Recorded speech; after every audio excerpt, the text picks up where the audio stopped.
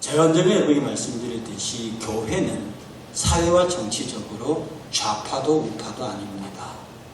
그래서 저는 교회 안에서 웬만하면 정치 얘기를 못하게 합니다. 왜냐하면 교회는 좌의 하나님은 동시에 우의 하나님이고 보수의 하나님은 동시에 진보의 하나님이며 가진 자의 하나님은 동시에 가난한 자의 하나님이고 여자의 하나님은 동시에 부자의 하나님이며 흑인의 하나님은 동시에 백인의 하나님이고 권력 있는 자의 하나님은 동시에 권력 없는 자의 하나님이고 나이, 성별, 문화, 일체를 떠나서 하나님을 어느 한쪽의 하나님으로 가두는 것은 절대적인 비신앙적이요 반기독교적인 것이요 하나님의 영광을 침해하는 거의 신성모독에 가까운 일입니다. 그러므로 절대로 하나님을 어느 한편에 가두어서 독점하거나 독점시키려는 시도는 절대로 기독교적이지 못합니다. 그런데 단 하나 기독교가 절대로 용납할 수 없는 그리고 하나님 앞에서 절대로 용서되어 줄 수 없는 하나의 사상이 있는데 그것이 뭐냐 하면 이 땅에 신이 없다. 이 땅에는 하나님뿐만 아니라 귀신의 고사와 아예 영적인 그런 존재가 아예 없다고 말하는 무신론. 이것은 어떤 경우에 어떤 상황에도 막론하고 절대로 하나님께서 용서하실 수 없고 교회가 그것을 방관할 수도 없는 굉장히 중차대한 영적 문제입니다. 여러분, 사람들은 말합니다. 이 달나라까지 가는 세상이 무슨 놈의 귀신이냐? 무슨 마귀가 있고 사탄이 있고 무슨 하나님이 있고 부처님이 있느냐? 그런 건 없다. 이 세상에 귀신, 신 그런 건 없고 오직 물질 세계만 있다고 말하는 사람들. 그러면 만약에 이 땅에 마귀가 없으면 여러분 이상한 것은요. 이 귀신이 없다, 마귀가 없다, 사탄이 없다는 얘기를 제일 좋아하는 게 누구냐면 사탄입니다. 사탄은 사람들에게서 자기의 존재를 부정당하기를 원해요. 나 숨었다, 나 없다 이거거든요. 만약에 사탄이 없으면 이 세상의 모든 죄의 책임, 나쁜 책임, 악의 책임은 누가 져야 합니까? 신적인 존재가 없고 마귀도 없고 하나님도 없고 귀신도 없어요. 그럼 이 세상에 일어나고 있는 정말로 천인공노할 이 못된 것들의 책임은 누가 져야 하나요? 인간이 져야 해요. 그러니 하나님을 인정하지 않는 세상 사람들이 교육, 도덕 이런 것들을 가지고 사람을 개화시키고 정치, 경제, 문화 이런 것으로 사람을 순화시키려고 엄청나게 노력했습니다. 안 되잖아요. 왜냐하면 마귀가 뒤에서 숨어서 계속 악의 씨를 뿌리고 있기 때문입니다. 칼빈은 말하기를 하나님은 계셔서 계속 이 땅에 은혜와 은총의 씨를 뿌리고 계시고 마귀는 계속해서 악과 죄악의 씨를 뿌리고 있다는 겁니다. 그래서 마귀는 할 수 있거든 자기와 하나님의 존재가 부인당해서 이 세상에 일어나고 있는 모든 악한 일들은 다 인간에게 책임을 떠맡기고 일어나는 좋은 일도 다 인간에게 떠맡겨서 인간이 마치 하나님처럼 모든 걸 할 수 있도록 해놓고 자기가 그 뒤에 인간을 조종하고자 하는 아주 간교한 존재고 그래서 자기의 존재가 딱 드러나는 순간부터는 수단과 방법을 가리지 아니하고 인간을 정복할 뿐 아니라 그 인간을 통해서 하나님과 관계된 집단을 처절하게 응징하는 것이 이 역사 속에 나타나는 사단의 수단입니다. 그럼 하나님에게서 가장 큰 대적은 유물사상입니다. 세상에는 물질밖에 없다. 그리고 정신은 물질의 그림자다. 종교는 아편이다. 이렇게 가르치는 유물사상의 집대성으로서 공산주의가 나타나기 시작했습니다. 그래서 이 땅에 있는 기독교의 유일한 정치사상적인 가장 사단적인 응징세력, 대응세력이 누구냐면 그게 바로 공산주의입니다. 그러면서 교회는 어떤 경우에도 그 공산사상을 용납할 수 없습니다. 이 세상에 드러난 모든 정치 제도는 나름대로 자기들의 그걸 가지고 사람들을 행복하게 하고자 하는 의도를 갖고 있지만 이 유물론 사상에 기소한 공산사상은 기독교 방면, 하나님이란 존재의 철저한 사면, 그리고 이 땅에 그들의 지상낙원 유토피아를 건설하는 것이 그들의 목적입니다. 그들 앞에 교회가 가장 큰 걸림돌이 되죠.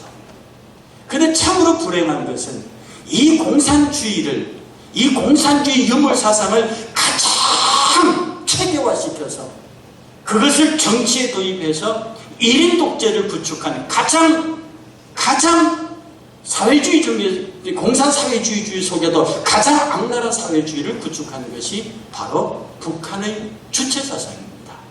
여러분, 저는 전공이 철학입니다. 철학으로 석박사를 받은 사람이고 그 주전공이 해겔 종교 철학입니다. 그러므로 해겔이 어떤 변증법을 가지고 막스와 레닌에게 영향을 주었고 그 변증법을 가진 막스와 레닌이 어떻게 유실론적인 해겔의 변증법을 유물론적인 막스와 레닌의 변증법으로 바꾸고 그 막스와 레닌의 변증법적 혁명 이론이 어떻게 공산사회를 만들고 그것이 어떻게 지금의 북한의 주체사상을 만들었는지 저는 그 내용을 너무도 잘 알고 있습니다. 왜 공산의 주체사상이 그렇게 철저하게 반기독교적이며 왜 공산 주체사상이 그렇게 자본가들을 처절하게 죽였을 뿐만 아니라 기독교를 그렇게 잔인하게 박해했는지를 짧은 시간이지만 여러분에게 보여드리고자 합니다. 이 공산주의 주체사상은요, 얼마 전에 한 남한으로 넘어와서 죽은 황장엽 씨가 만든 사상입니다. 여러분, 이 세상 공산주의자에 의하면요, 이 세상은 전체가 물질이 그 주인이 되어 있습니다. 이 세상에 실적인 건 없어요. 자, 세상의 우주 만물이 다 물질로 구성되어 있습니다. 거긴 귀신도 없고 하나님도 없고 신도 아무것도 없어요. 오직 물질입니다. 이 물질의 주체가 누구냐? 물질의 핵심이 누구냐? 물질 중에 물질이 누구냐? 그게 인간이라는 겁니다. 물질 중에 물질이 인간이에요. 이 세상 신도 없고 오직 물질만 있는데 그 물질 중에 가장 차원이 높고 그 물질 중에 가장 우수한 게 뭐냐? 그게 인간이라는 겁니다. 그리고 이 인간 중에서도 진짜 인간이 누구냐? 인간의 주체가 누구냐? 이 인간 중에서도 인간의 주체가 누구냐? 그게 노동자는 프롤레타리아. 여기서 프롤레타리아 혁명의 이론이 근거가 나옵니다. 물질의 중심, 물질의 주체가 인간이요. 인간의 중심, 인간의 주체가 노동자라는 겁니다. 그리고 이 노동자들, 프롤레타리아 노동자들 중에서도 노동자 중에서 노동자. 이 노동자들의 인권을 보호하고 노동자를 지키는 그 사람들이 누구냐? 노동자 중에 노동자, 노동자의 주체가 누구냐? 그게 노동당이라는 겁니다. 그게 노동당이에요. 그리고 이 노동당 중에 노동당원, 노동당의 핵심인 노동의 중앙, 이것을 뭐라고 말하냐면 당중앙이라고 말합니다. 그 노동당의 당이고 그 당 중앙에 핵심에 누가 있느냐? 당 중앙, 다른 말로 당 비서, 당서기. 옛날에 공산당 후르초프 당서기장이라고 했습니다. 옛날에 소련 사회 때 우리의 말한 대통령들은 서기장이었습니다. 지금은 중국 가면 거의 당 비서 체제로 되어 있습니다.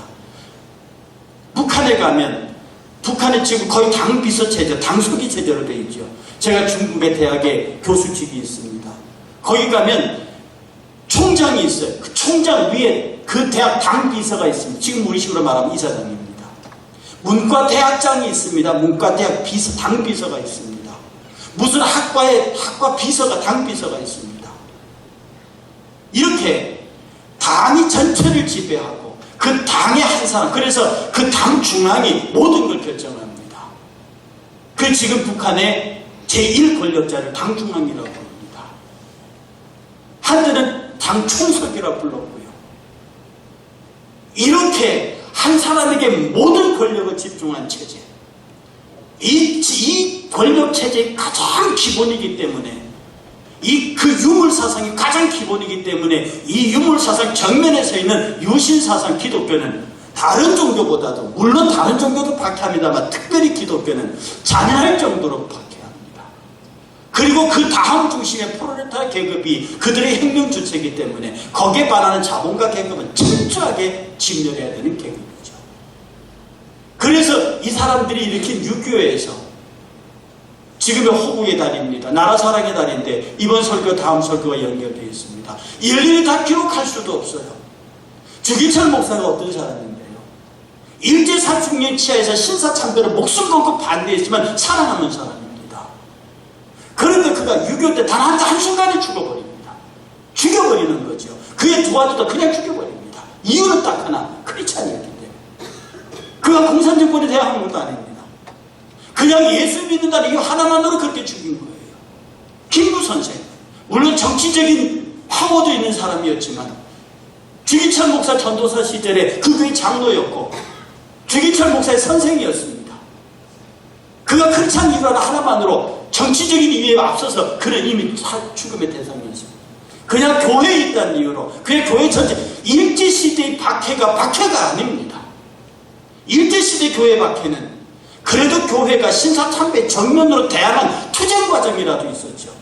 이것은 교회가 정권에서 무슨 말을 하지 않아도 단지 예수 믿는 이유로 유실론자라는 이유만으로 다 죽였습니다. 그러므로 지금 평양에 봉수 교회가 있다. 그걸 교회라고요. 그렇게 한국에서 그것을 교회라고 말하는 사람은 하나님 앞에 저주받은 사람들이에요. 저는 가봤습니다. 그 교회 아닙니다.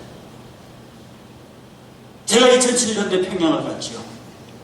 그때 저희 학교에서 북한 관련 사업으로 상당한 금액을 지원받았습니다. 북한을 자주 출입하는 분이 교육부에서 저를 딱 지명해서 임성택 부총장 데리고 오라 해서 제가 그때 들어갔습니다. 제가 농담으로 김정일 초청장이라고 했습니다. 제가 그때 갔다 온 이후로 그 전까지는 저도 북한에 대한 동경이 있었습니다. 북한을 동정했습니다. 동족이니까. 아무리 공산체제 하에 있더라도 아무리 기독교를 박해하더라도 그런 나는 거기에 1년의 미래에 남아있었습니다.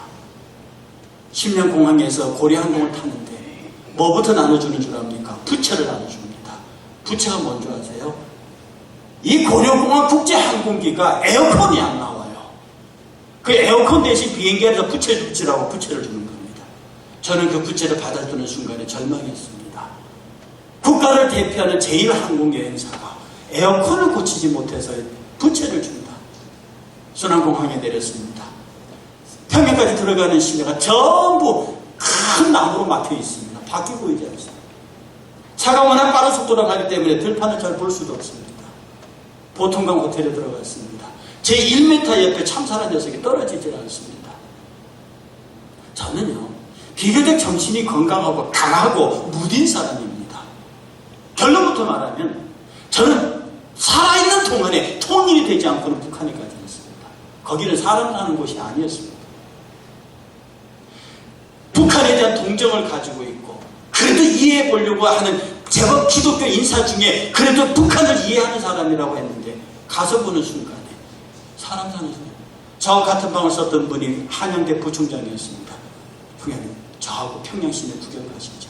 저를 늘 감시하는 친구가 잠든 틈새에 새벽기도 하는 나는 그때 일어나서 그 부총장이 되고 평양 시내를 1시간 반 돌아다녔습니다. 아마 지금 같았으면 그 자리에 억류돼서 저 여러분 못 봤을 겁니다. 그러나 그때 대통령이 참 고맙게도 노무현 대통령이 집권 말기였습니다. 너무 사이가 좋은데 평양 시내를 1시간 반 사진기를 들고 돌아다녔는데 우리하고 눈을 맞추질 않습니다. 묻는 말에 대답을 하지 않습니다. 사진 한 번 찍지 않는데 웃지도 않고 지나갑니다. 쳐다보면 북한 주체탑이 서 있는데 거기에 위대한 당수령은 영원하시다. 당 중앙이 결정하면 우리는 안다. 당이 결심하면 우리는 안다. TV를 켜면 맨날 국방부 때려잡는 영화에 그 뉴스 키면 맨날 제가 그걸 듣는 순간에 내가 지금 일주일간 이러고도 내가 못 살겠는데 평생을 산 사람들이 도대체 여기 어떻게 살아납니까? 저는요 거기를 떠나면서요 제가 평양과학기술대학을 만들고 있는 책임자에게 말했습니다. 총장님 하지 마세요. 이건 이적행위입니다. 그리고 저는 돌아와서 그 사업에 일체 협조하지 않았습니다. 훗날에 얼마 전에 북한에서 북한 대단 사업을 하는 분이 저를 찾아왔습니다. 저에게부터 가기를 아이들 먹일 분유 모으는데 도와주십시오. 제가 그랬습니다. 원조란 그 나라의 주인이 그 나라의 정책 모든 힘을 다해서 애들을 먹이려고 노력했는데 그래도 안 됐을 때 도와달라고 하는 거다. 그 미사일 하나 쏘지 않는 돈이면 아이들에게 분유를 못 사준다고. 그리고 왜 우리에게 와서 굽신거리냐. 나는 도울 수 없다. 내가 다른 방법으로 찾아보겠거니와 그렇게 할 수 없다.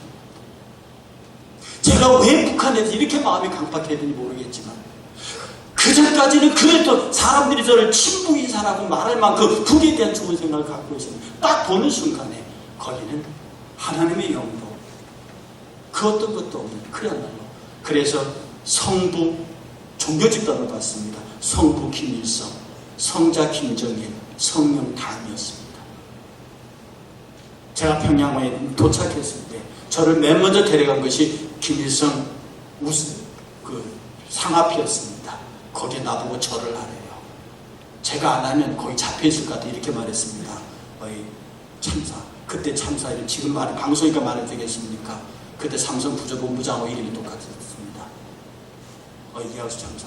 내가 여기 절하면 나 평생 평양 살아야 돼. 나 책임질 거야? 그랬더니 가시라요 그러더라고요.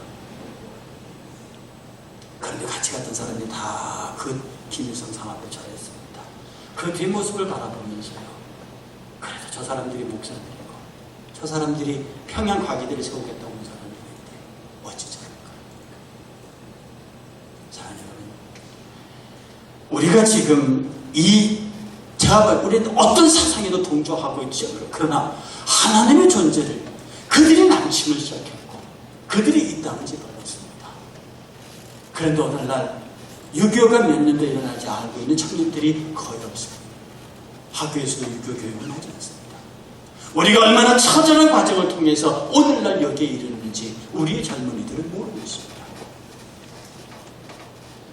저는 교회는 좌우를 구분해서는 안 된다. 저도 여러분들이 그런 입장이 던져요. 우리는 오직 하나님의 나라와 그의 영광을 위해서 그 하나님의 나라와 그 영광을 이토록 잔인하게 짓밟고 있는 그 세력에 동조하는 한국교회 일부 세력들은 훗날에 하나님 앞에서 참으로 받을 징벌일 겁니다. 앞에 블레셋이 정렬했습니다.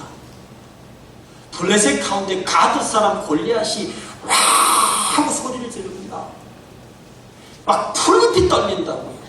그러니 이스라엘 군대가 전부 다 머리 땅에 쳐박고 있습니다. 그 광경을 바라보는 다윗이요. 사울에게 가서 나 저 사람과 싸울 텐데 그 사울이 여러분 저기 다윗이 어리지 않습니다. 자꾸 복음 선거를 잘못 만들어서 어린 소년 다윗 뭐 이런 노래 불러가지고 다윗이요 골리앗하고 싸우고 나갈 때는 이미 청년이었습니다. 그거 말하기를요 내가 내 양새끼를 물어가면 내가 쫓아가서 사자 아가리를 벌리고 이리 아가리를 벌리고 내가 그걸 빼냈다고 말합니다. 제가 보기에 맞부터 싸운 게 아니라 물매 던져가지고 먼저 케어시킨 다음에 꺼낸 것 같아요. 하여튼 지금 우리로 말해서 새총인데요. 그래서 물매 자신이 있었습니다. 그래 가서 사울한테 싸우겠다고 하니까 사울이 막 장비도 주고 칼도 주니까 너무 그 사울이 커요. 사울이 다른 사람보다 어깨 하나가 더 커요. 그러니까 그게 다 내려맞은 일이 없죠. 그걸 다 내려놓고 작대기 하나 들고, 작대기는 우리나라 말하고 갈라진 새총 같은 겁니다. 그 작대기에 들고 올라가는데 위에 골리앗이 이렇게 내리다 보니까 예쁘장하고 붉고 아름답게 생긴 젊은이 하나가 올라오는데 기골이 참 2m 10cm입니다. 기골이 장대한 골리앗이 보니까 좀 웃기지도 않는단 말이지. 하루 말이야, 야, 네가 나를 개로 아느냐? 어찌 그렇게 정답을 말해요? 개예요. 개에게 필요한 건 몽둥이거든, 말 안 들으면. 야, 네가 나를 개로 아느냐? 어디 작대기를 들고 올라오느냐? 내가 너를 잡아가지고 저 시체를 공중에 세워 들짐승이 먹이로 주겠다. 올라와라. 앞에 골리앗처럼 서 있어요. 저는 이 골리앗을 보면서 뭐를 보느냐 하면 공산주의 세력을 봅니다. 기독교 앞에 정말 골리앗처럼 서 있어요. 여러분, 제가 지금 요한계시록 강의를 하면서 큰 성 바벨론에 대한 내일 모레 파일을 할 얘기입니다. 큰 성 바벨론을 얘기하는데요. 큰 성 바벨론은 누가 지배하느냐 하면 짐승이 지배합니다. 그런데 이 짐승은요, 모든 사람들로부터 존경받고 사랑받고 모든 사람의 절대적인 심의를 받고 있는 존재예요. 인격적으로, 도덕적으로, 정치적인 역량으로, 리더십으로 탁월한 존재입니다. 이 짐승 밑에 누가 모이느냐 하면 상고들, 직원과 대기업들, 경제가 그 밑에 모입니다. 그리고 종교 지도자들이 모입니다. 그리고 정치 지도자들이, 세계 정치, 경제, 종교가 그 바빌론으로 몰려요. 그리고 이 짐승의 표가 없이는 거래를 못하게 해요. 지금 여러분 잠깐 경험한 겁니다. 왜 짐승이 등장하느냐 하면 이 코로나 바이러스 사태가 터지니까 사람들이 주체를 못한단 말이에요. 나는 위험해요. 법이 문제가 아니야. 나를 지금 이 안전으로부터 지켜줄 그 어떠한 리더십, 강력한 리더십이 필요해요. 그러니까 지금 이번에 코로나 바이러스 진압 상태 속에서 법을 초월한 게 많이 있습니다. 정치를 넘는 말이 있어요. 모든 종교들도 그 앞에 다 굴복했습니다. 예배 안 했잖아요. 그러니 지금 이 코로나 사태를 통해서 맞배기, 이 코로나 상고들이 다, 이 대기업들이 통곡을 하는 장면이 나와요. 지금 경제가 주저하고, 이 코로나 바이러스 안에 경제 주저하고 있는 모습 보라고요.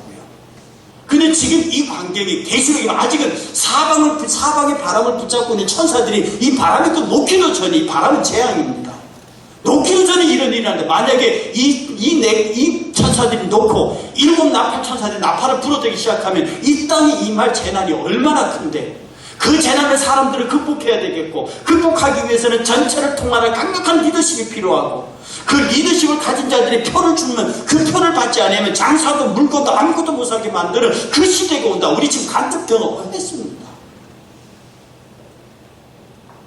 이 거대한 바벨론 제국에 교회들이 알아서 기어들어가는 거예요.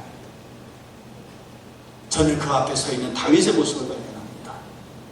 다윗은 소리쳐 말합니다. 너는 칼과 창과 단창으로 내게 나오느냐? 나는 만군의 여호와, 곧 네가 네 이름으로 저주하고 있는 이스라엘의 하나님 여호와 이름으로 내가 너 앞에 가노라. 전쟁은 여호와께 속한 것이니 여호와께서 너를 내게 붙이실 것이고, 내가 너와 너의 모든 군대의 시체를 저 새들과 들짐승들에 주어서 이 땅에 여호와 하나님이 계신 줄 알게 할 것이다.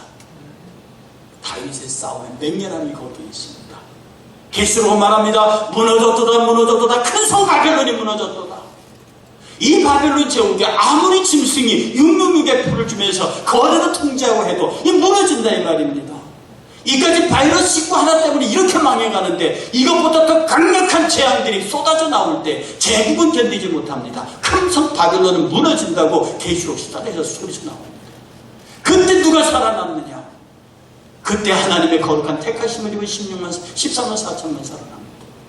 그때 하나님의 거룩한 인침을 받은 자들만 살아납니다. 하나님의 강력한 경고가 거기 있고, 여기에서 모든 것은 여호와께 속하였으니, 모든 것이 여호와께 속하였으니 그 앞에 그와 더불어 있는 자들은 안전할지고, 그러지 않는 사람들은 어린 양을 향하여서 산악바위야 내 위에 떨어져라. 내가 저 어린 양의 보좌에 저 심판의 광경을 보지 못하게 하라고 자기를 저주하는 장면이 나옵니다. 어떻게 하면 다윗의 모습으로 싸울 수 있습니까? 오늘 우리는 우리의 사랑하는 조국 대한민국을 위해서 기도해야 합니다. 우리 새마을운동의 창시적인 근원이었고 그 정신적인 이론을 제공했던 가나안 농군학교 장로님이 있습니다.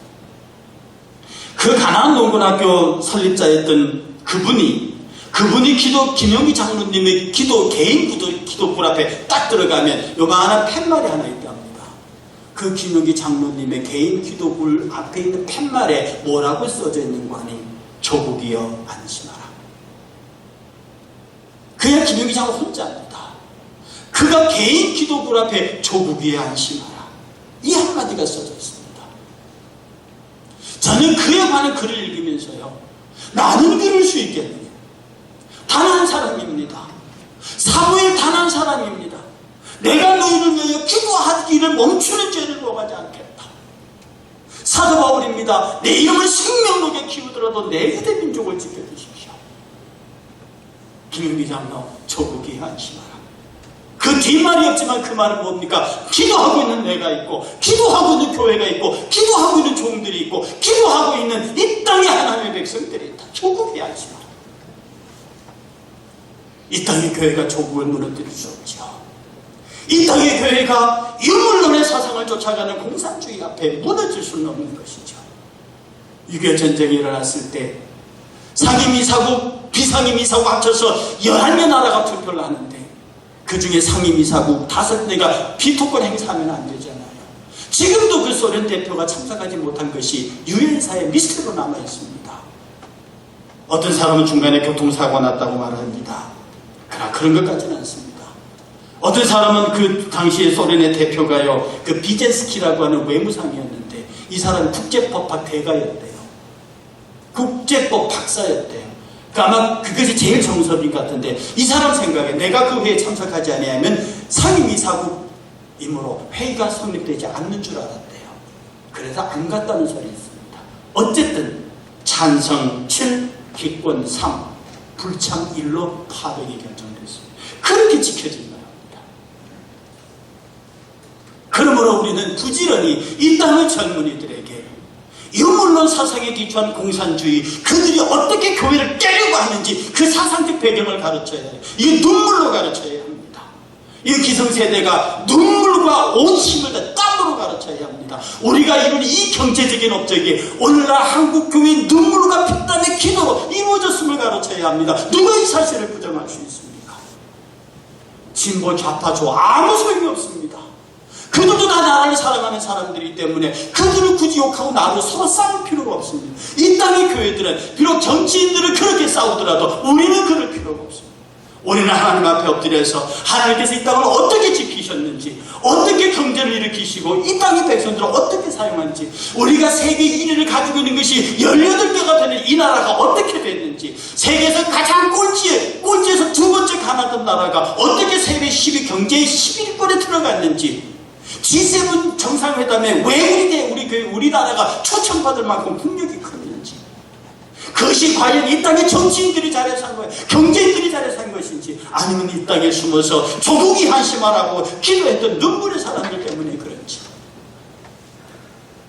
마지막 순간에 다윗이 물맷돌을 꽂아서 그 돌을 던집니다. 그 돌이 정확히 날아가서 5개를 갖고 있지만 하나만으로도 골리앗을 그 자리에서 쓰러뜨립니다. 여러분, 많이 필요 없습니다. 단 하나의 물맷돌이면 우리는 이길 수 있습니다. 그 물맷돌 하나가 여러분에게를 축복합니다. 그 물맷돌 하나가 우리 교회에게를 축복합니다. 좌우진보 보수 모두를 떠나서 우리는 크리스찬입니다. 우리는 주의 교회입니다. 우리가 기도하고 있는 한 조국이여 안심하라. 우리가 기도하고 있는 한 젊은이들이여 안심하라. 우리가 기도하고 있는 한 대한민국은 안심하라. 그렇게 말할 수 있는 저와 여러분이 되시기를 주의 이름으로 축복합니다.